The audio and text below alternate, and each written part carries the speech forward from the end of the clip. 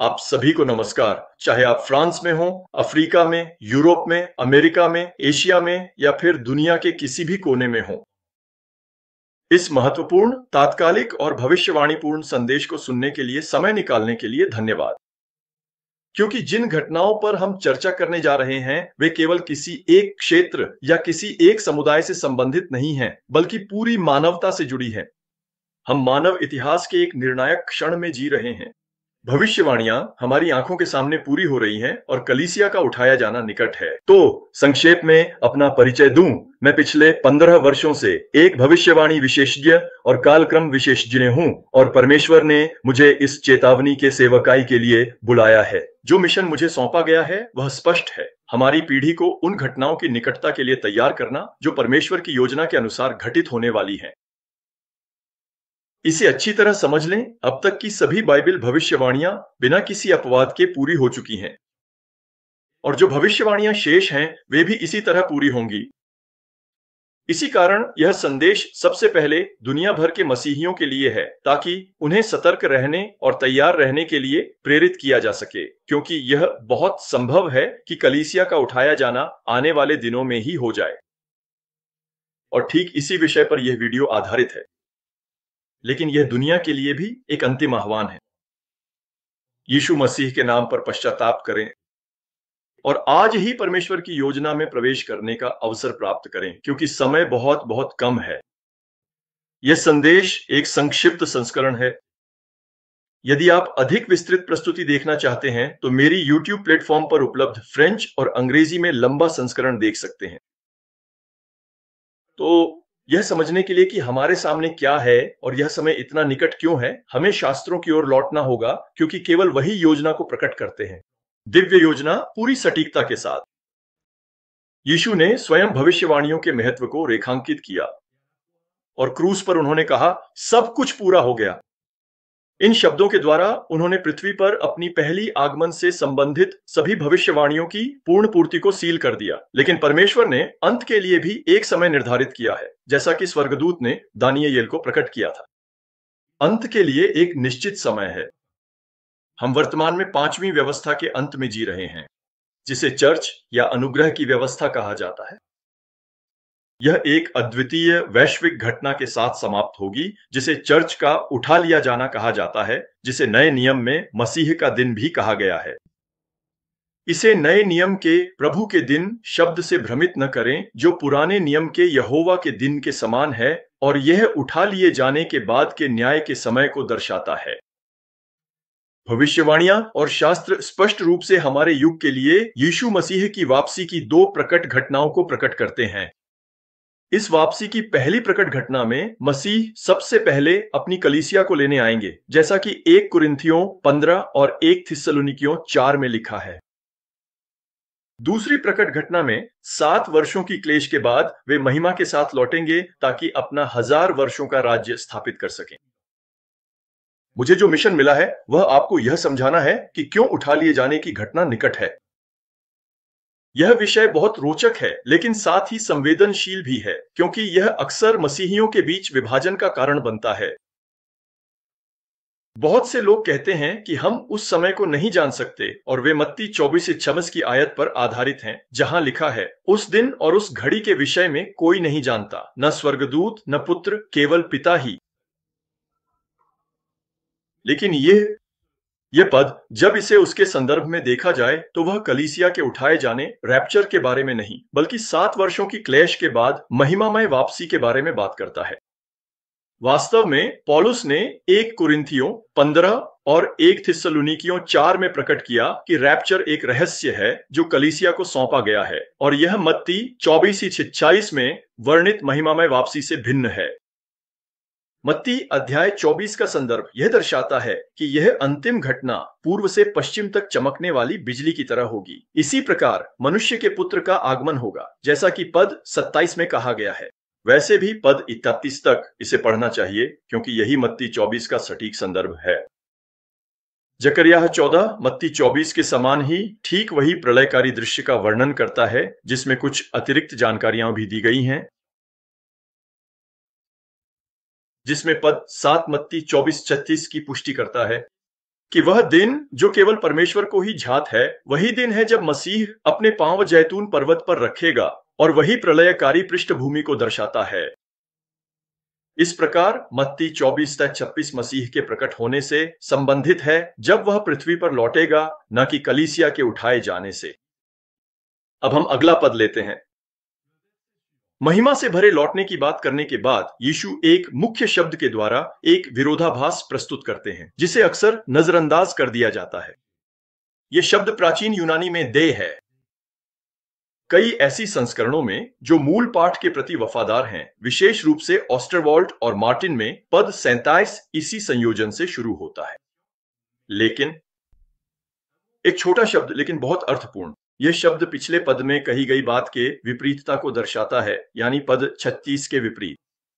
तो आइए हम मत्ती के इस महत्वपूर्ण अंश को पद 37 में ध्यान से सुनें। लेकिन जैसे नूह के दिनों में था, वैसे ही मनुष्य के पुत्र के आगमन के समय भी होगा। यह शब्द लेकिन विरोध का एक सूक्ष्म अंतर दर्शाता है। एक स्पष्ट विरोधाभास है पद 36 के बीच, जो संकट के बाद पृथ्वी पर मनुष्य के पुत्र की महिमामय वापसी की बात करता है, और पद 37 के बीच, जो एक और दृष्टिकोण प्रस्तुत करता है मसीह के अपनी कलीसिया के लिए अचानक आगमन का। इसकी पुष्टि अगले पदों 40-41 में भी होती है, जहां लिखा है कि एक लिया जाएगा और दूसरा छोड़ दिया जाएगा। यह एक स्पष्ट और अलग छवि है उठा लिए जाने, रैप्चर की, अंतिम न्याय से अलग। यीशु ने अपनी वापसी की तुलना नूह के समय से क्यों की? क्योंकि सबसे पहले संसार के लिए यह घटना अप्रत्याशित होगी। दूसरे, परमेश्वर के लोगों के लिए यह प्रकट हो सकता है, क्योंकि यदि यीशु अपनी अचानक वापसी की तुलना नूह के समय से करते हैं, तो इसका कारण यह है कि वास्तव में नूह को दो अलग अलग तरीकों से ठीक ठीक पता था कि जल प्रलय कब आएगा। पहला तरीका था पोत, नौका का निर्माण। जैसे जैसे इसका निर्माण पूरा होने के करीब आता गया, नूह को यह और अधिक स्पष्ट होता गया कि न्याय का समय निकट है।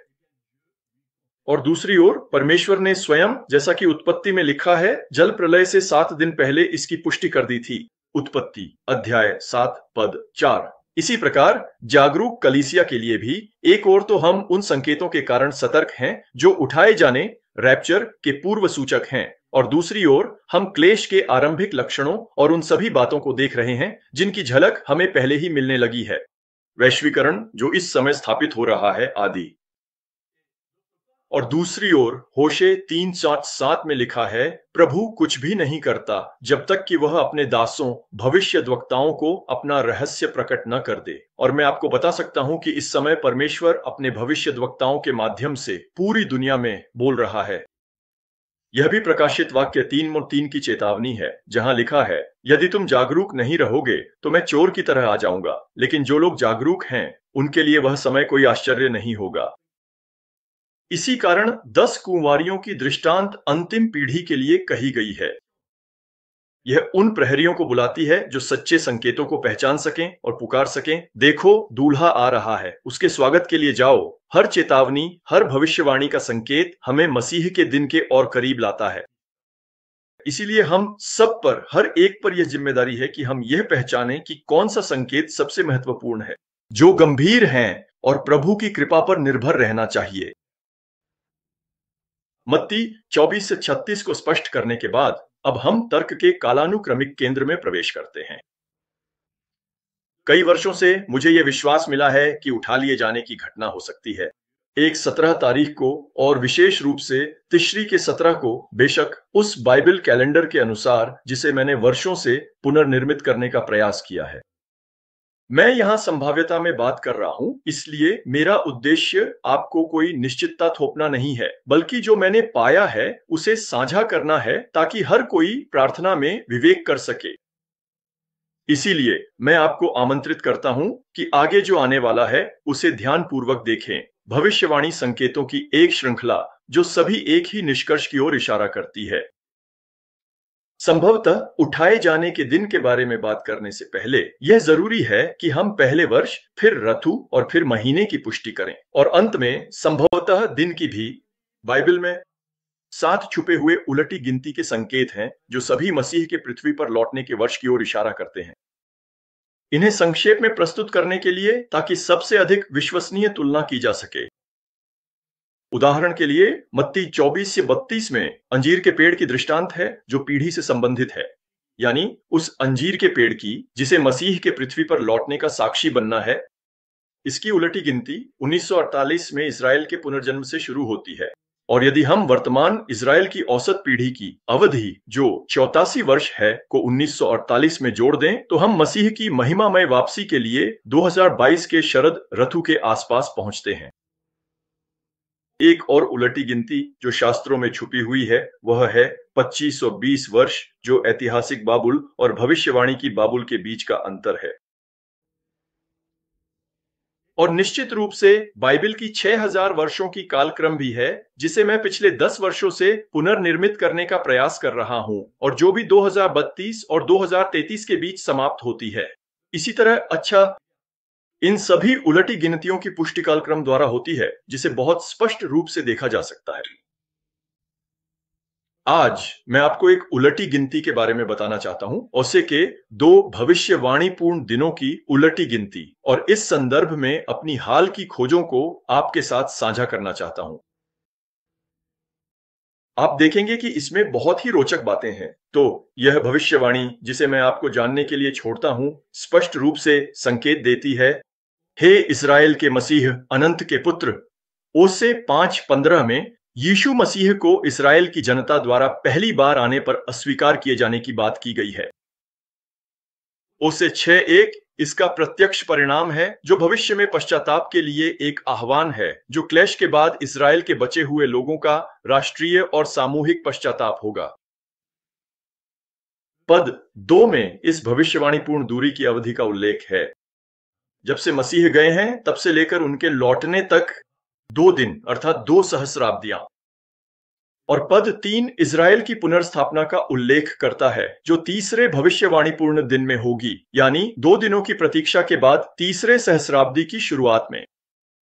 वास्तव में 2 पत्रस 3:60 और भजन संहिता 90 में हम जानते हैं कि भविष्यवाणी के दृष्टिकोण से एक भविष्यवाणीपूर्ण दिन 1000 वर्षों के बराबर होता है। इसलिए 2 पूरे दिन ठीक 2000 वर्षों के बराबर होते हैं। तो अध्याय 5 के पद 15 में इन शब्दों के माध्यम से 2 बार मैं चला जाऊंगा हमें इन 2000 वर्षों की उलटी गिनती की शुरुआत का पता चलता है, अर्थात मसीह की मृत्यु के समय से। मसीह का गिनती फिर से शुरू हुआ और उसे इजराइल की प्रजा द्वारा ठुकरा दिया गया। फिर क्रूस पर चढ़ाए जाने के बाद स्वर्गारोहण हुआ। सुसमाचारों के अनुसार यह क्रूस पर चढ़ाया जाना बुधवार 14 निसान को हुआ था, जो यीशु मसीह के बाद 31 से 33 के बीच का समय था। यह अवधि संगत है तिबेरियुस के 15वें वर्ष के साथ, जो वर्ष 28 और 29 के बीच आता है, यह जानते हुए कि मसीह का पृथ्वी पर मंत्रालय 3 वर्षों का था। यह हमें उनकी मृत्यु के वर्ष तक सही सही ले जाता है, वर्ष 32 और 33 के बीच। अगर हम इसमें 2000 साल जोड़ें तो हम मसीह के पृथ्वी पर लौटने के लिए 2032-2033 तक पहुंचते हैं, जो तर्कसंगत रूप से 2025 और 2026 के बीच उठाए जाने रैप्चर को दर्शाता है, क्योंकि इसमें से 7 साल घटाने होते हैं। निर्णायक बिंदु यह नहीं है कि वह पूरी रात थी, बल्कि यह है कि यीशु की मृत्यु हो गई थी एक बुधवार को। यही बात सुसमाचारों द्वारा पुष्टि की जाती है। 2 लगातार शब्बात थे। पेसह का महान शब्बात लिसान की 15 तारीख, जो वास्तव में बुधवार से गुरुवार तक था, और साथ ही शब्बात का भी साप्ताहिक, जो शुक्रवार शाम से शनिवार शाम तक शुरू हुआ, और यह केवल तभी संभव है जब क्रूस पर चढ़ाया गया हो, यानी एक बुधवार को। लेकिन लंबे समय तक हमने इस तिथि को वर्तमान यहूदी पंचांग के 354 दिनों के अनुसार पूर्णिमा से जोड़ा है। लेकिन यह पंचांग बाइबल के भविष्यवाणी वाले पंचांग के अनुरूप नहीं है, जो 360 दिनों का है। और जब इसे लागू किया जाता है तो पता चलता है कि मसीह की मृत्यु पूर्णिमा पर नहीं, बल्कि ठीक उसी बुधवार को हुई थी। यह सुधार अत्यंत महत्वपूर्ण है। यह भविष्यवाणी के 2 निर्धारित दिनों यानी 2000 वर्षों की उलटी गिनती की शुरुआत को मजबूती से स्थापित करने की अनुमति देता है। यह हमें उस खिड़की तक ले जाता है 2032-2033 जब मसीह की वापसी होगी और इसलिए एक बहुत ही निकट भविष्य में उठाए जाने की संभावना है। कई वर्षों से मैं इस बात का ध्यान रख रहा हूं। वर्तमान 354 दिनों वाला यहूदी पंचांग गलत है। बाइबल एक 360 दिनों का भविष्यवाणी वाला पंचांग प्रकट करती है, नहीं 30 दिनों के महीनों के साथ। यहां वे प्रमाण हैं कि बाइबल का वर्ष प्रतिवर्ष 360 दिन का होता है। यह बात हमें उत्पत्ति से लेकर प्रकाशित वाक्य तक के प्रमाणों में मिलती है। महाप्रलय के दौरान दूसरे महीने के 17वें दिन से लेकर 7वें महीने के 17वें दिन तक हमारे पास 150 दिन है। यह लिखा हुआ है, जो कि 30-30 दिनों के लगातार 5 महीनों के बराबर हैं। दूसरा प्रमाण, कदम दर कदम पुनर्निर्माण करें। महाप्रलय की कथा 370 दिन बताती है, तो एक पूर्ण वर्ष के लिए 360 दिन और 10 अतिरिक्त दिन जो असाधारण परिस्थितियों से जुड़े हैं।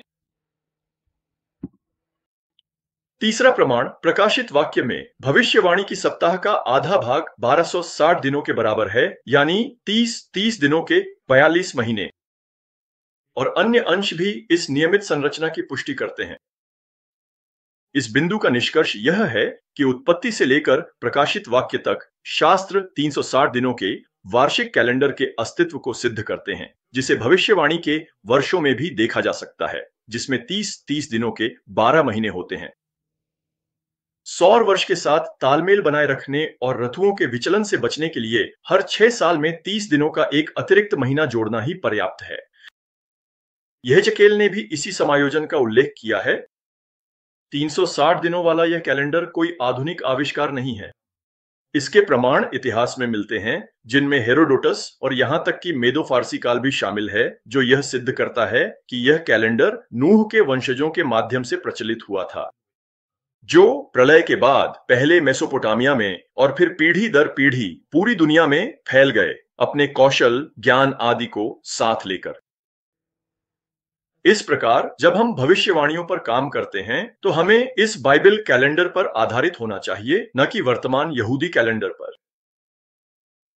आइए एक महत्वपूर्ण शब्द औदश को करीब से देखें। औदश शब्द का शाब्दिक अर्थ है मैं, यानी महीने की शुरुआत में।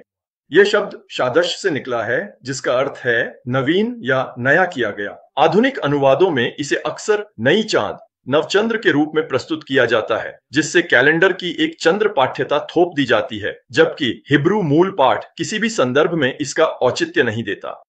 वर्तमान यहूदी कैलेंडर गलत क्यों है? यह कैलेंडर हिलेल द्वितीय द्वारा 3री-4थी शताब्दी में निर्धारित किया गया था और यह आधारित है 29 और 30 दिनों के चंद्र महीनों पर, जिससे एक वर्ष में कुल 364 दिन होते हैं। यह प्रणाली भले ही व्यावहारिक रूप से विश्वसनीय हो, बाइबल के अनुसार नहीं है और यह गलत है। भविष्यवाणी गणनाएं। उत्पत्ति से लेकर प्रकाशित वाक्य तक की बाइबल एक पूर्ण भविष्यवाणी कैलेंडर प्रकट करती है। 30 दिनों के 12 महीने, यानी एक वर्ष में 360 दिन। सूर्य के साथ संरेखित रहने के लिए हर 6 साल में एक समायोजन माह जोड़ना ही पर्याप्त है, और चंद्र चक्र हर 60 महीनों में फिर से तिश्री की पहली तारीख पर आ जाता है, यानी वास्तव में हर 5 साल में एक बार। बाइबल हमें चंद्र चक्र का प्रमाण भी प्रकट करती है। भजन संहिता 21:4 निर्णायक है। अधिकांश अनुवाद पूर्णिमा की बात करते हैं, लेकिन हिब्रू पाठ कुछ और कहता है। उदशे, जैसा कि हमने देखा, का शाब्दिक अर्थ है महीने की शुरुआत। कांचे का अर्थ है छिपा हुआ चंद्रमा, न कि पूर्णिमा जैसा कि कुछ संस्करणों में बताया गया है। और छिपा हुआ चंद्रमा वास्तव में अमावस्या है, जिसे हम काली चांद भी कहते हैं। दूसरे शब्दों में इस श्लोक को वास्तव में निम्नलिखित तरीके से शाब्दिक रूप से समझना चाहिए। महीने की पहली तारीख को छिपे हुए चांद या अमावस्या के दिन, हमारे पर्व के दिन तुरही बजाओ। और एकमात्र पर्व जो तिश्री के पहले महीने में आता है तुरही की आवाज के साथ, वह है रोश हशाना, जो 7वें महीने की तिश्री की पहली तारीख को होता है। तो भविष्यवाणी के अनुसार परिणाम यह है। इसीलिए हम 2 बातें जानते हैं। ईश्वर का कैलेंडर 360 दिनों का है, जिसमें हर 6 साल में 30 दिनों का एक अतिरिक्त महीना जोड़ा जाता है, ताकि ऋतुओं में बदलाव ना हो। और फिर चंद्र चक्र हर 5 साल में तिश्री की पहली तारीख पर आकर मेल खाता है। तुरही के पर्व पर। ये दोनों कुंजियाओं तिश्री की 17 तारीख को एक प्रमुख भविष्यवाणी पूर्ण तिथि के रूप में प्रकट करने में मदद करती हैं। तो बाइबल कैलेंडर के इस पुनर्निर्माण के पक्ष में एक मजबूत तर्क है। हमने देखा कि भविष्यवाणी दो तरीकों से पूरी हो सकती है, या तो वर्ष 32 में या वर्ष 33 में, जिसे मसीह की मृत्यु का अनुमानित वर्ष माना जाता है। अगर हम वर्ष 32 को मानते हैं तो यह आदम से लेकर ठीक 4000वां वर्ष बनता है, क्योंकि शेष 2000 वर्ष अभी बाकी हैं। 6000 वर्षों तक पहुंचने के लिए, जिसे वर्ष 2022 के साथ मेल खाना चाहिए, जो पृथ्वी पर मसीह की वापसी का वर्ष है। वर्ष 4005 का गूंज है, इसलिए यह पंचवर्षीय चंद्र चक्र का एक वर्ष है। वास्तव में अगर आप आदम से लेकर 4000 तक गिने तो हर 5 साल में एक चंद्र चक्र होता है, इसलिए वर्ष 4000 में एक चंद्र चक्र होता है, और इसी तरह वर्ष 32 में भी एक चंद्र चक्र होता है। तो व्यावहारिक रूप से हर 5 साल में नई चांद तिश्री के पहले दिन पड़ती है, और वर्ष 4000 में, यानी आदम से या यीशु मसीह के बाद, वर्ष 32 है, जो उनकी मृत्यु का वर्ष है, और पहला तिश्री 23 सितंबर को पड़ता है। वहां से पीछे जाते हुए महीने दर महीने 30 दिनों के हिसाब से, क्योंकि सभी महीने 30 दिनों के होते हैं, हम निसान की 14 तारीख पर पहुंचते हैं, जो मसीह की मृत्यु का दिन है, और यह आप देख सकते हैं बुधवार 9 अप्रैल 32 है। तो यह एक प्रमाण है, यह पूर्णिमा नहीं है, बल्कि सच में एक बुधवार है। और यही बात उन वर्षों की पुष्टि करती है जिनमें दो लगातार सब्बात आते हैं, ये जानते हुए कि अन्य वर्षों में ऐसा नहीं होता। तो यह आपको बताने के लिए है, यह एक मजबूत प्रमाण है। 360 दिनों का बाइबल कैलेंडर जो क्रूस पर चढ़ाए जाने की घटना को सही तारीख पर रखता है। हमारे पास बाइबल के वर्णन के साथ सब कुछ मेल खाता है। 360 दिनों भविष्यवाणी के इस सिद्धांत को दानियेल के अंतिम सप्ताह में लागू करने से पहले मुझे आपको समझाना होगा कि क्यों उत्थान रैप्चर बाइबल के 7वें महीने में उपयुक्त है, और क्यों तिश्री की 17 तारीख को परमेश्वर के पर्व भविष्यवाणी संकेत उन शाश्वत पर्वों के महत्व पर ध्यान दें। लैव्य व्यवस्था 23 में उल्लिखित प्रत्येक का आत्मिक संदेश है और उसे भविष्यवाणी के स्तर पर पूरा होना चाहिए। विस्तार में जाए बिना यह समझना महत्वपूर्ण है कि पहली 4 पर्व भविष्यवाणी के अनुसार मसीह के पृथ्वी पर पहले आगमन के समय पूरी हो चुकी है। इसी तरह शरद ऋतु के अंतिम 3 पर्वों को भी भविष्यवाणी के अनुसार तिश्री महीने में अवश्य ही पूरा होना है, यानी जब यीशु पृथ्वी पर लौटेंगे। हालांकि अधिकांश विश्वासियों की सोच के विपरीत तुरही का पर्व कलीसिया के उठाए जाने का प्रतीक नहीं है, बल्कि यह मत्ती के अनुसार इजराइल के एकत्र होने का प्रतीक है, 24-31। और इसलिए मैं डॉक्टर से सहमत हूं। शोफील्ड, जो पिछली पीढ़ी के एक आध्यात्मिक दादा थे, वे भी इसी विचार का समर्थन करते थे। मत्ती 24-31 वह अपने स्वर्गदूतों को बड़ी तुरही की आवाज के साथ भेजेगा, और वे उसके चुने हुए लोगों को चारों दिशाओं से आकाश के एक छोर से दूसरे छोर तक इकट्ठा करेंगे। यही है रोश हशाना परिभाषा। और यौम किप्पुर जो 10 दिन बाद आता है, वह दुनिया भर के सभी यहूदियों के लिए महान क्षमा का दिन होगा, जब वे एकत्रित होंगे। तो आप पूछेंगे, इसका चर्च से क्या संबंध है? दरअसल प्रभु के पर्व हमारे लिए, विश्वासियों के लिए बहुमूल्य भविष्यवाणी संकेत हैं। ये पर्व हमें उठाए जाने, रैप्चर के मौसम को सटीक रूप से परिभाषित करने में मदद करते हैं, भले ही हमें सटीक दिन पता न हो, क्योंकि शरद ऋतु के पर्व अपनी आत्मिक और भविष्यवाणी की पूर्ति में पूरे होंगे। 7वें बाइबल महीने में जब यीशु मसीह पृथ्वी पर लौटेंगे, तब दूल्हे का अपनी कलीसिया के लिए आना भी 7वें महीने में ही होना चाहिए बाइबल के अनुसार, लेकिन ठीक 7 साल पहले, क्लेश त्रासदी से पहले। अब सवाल यह है कि तिशरी की यात्रा क्यों? कई वर्षों से प्रभु ने मुझे तिशरी के 17वें दिन की ओर मार्गदर्शन किया है। मुझे यह विश्वास कई तरीकों से मिला, जो विशेष रूप से गवाहियों के माध्यम से भी पुष्टि हुआ। एक मसीही महिला को एक दर्शन हुआ था, जिसमें वह बताती है कि उसकी आत्मा ऊपर उठा दी गई और उसने स्वर्गीय यरूशलेम को एक पहाड़ पर से देखा, और तभी वहां एक बोर्ड घूम रहा था। जैसा कि लिखा है, वह बोर्ड 17 नंबर के साथ घूम रहा था, जिससे यह पुष्टि हुई कि उसी समय मसीह के संत चुने हुए लोग स्वर्गीय यरूशलेम में घूमेंगे। और यह एक और सपना एक और बहन के माध्यम से दुनिया के एक और कोने में भी पुष्टि हुआ। तो अगर अब हम 360 दिनों के बाइबल कैलेंडर को शामिल करें, दानियेल का अंतिम सप्ताह 2 संभावनाएं हैं। तो संक्षेप में यही है कि 360 दिनों के बाइबल कैलेंडर के अनुसार दानियेल का अंतिम सप्ताह 2025 से 2022 तक कैसा दिखता है। तो रैखिक चक्रों के अनुसार यह उसकी भाषा में वर्ष 4.8 है। 6000 और 5 साल पीछे जाई तो वह 2027 है। अगर मैं यहीं से शुरू करता हूं अपना कैलेंडर फिर से बनाने के लिए, तो पहली संभावना यह है कि मैं यहां पहुंचता हूं बस यही तिशरी के पहले दिन, जो लगभग 9 सितंबर को पड़ता है, और तिशरी के 16, 17 को यह 24 और 25 सितंबर के बीच में आता है। ये महत्वपूर्ण तिथियां हैं जो इस पवित्र अवधि के दौरान आती हैं और विशेष महत्व रखती हैं। तो ये पहली संभावना है। दूसरी संभावना जिसे मैं भी ध्यान में रखता हूं, तिशरी के 17वें दिन के लिए, जो कि अपहरण का अनुमानित दिन है, अगर मैं यह मानकर चलूं कि रैखिक चक्र वास्तव में 2027 में नहीं बल्कि 2025 में है, तो क्यों? क्योंकि कैलेंडर में एक बदलाव हुआ था। जूलियन, यह ग्रेगोरियन कैलेंडर में बदल गया। 2000 वर्षों में 13 दिनों का अंतर आ गया और उन्होंने 13 दिन जोड़ दिए, जिससे चंद्र चक्र में भी 2 वर्षों का अंतर आ गया। तो 2027 की जगह हमें वास्तव में 2025 में होना चाहिए, अगर हम कैलेंडर के हिसाब से, उसी कैलेंडर के हिसाब से ईसाई युग की शुरुआत से लेकर अंत तक देखें। तो अगर मैं वहीं से शुरू करता हूं तो तिशरी की 17 तारीख से मैं यहां पूर्णिमा की 7-8 तारीख पर पहुंचता हूं। ये मेरी दूसरी परिकल्पना है।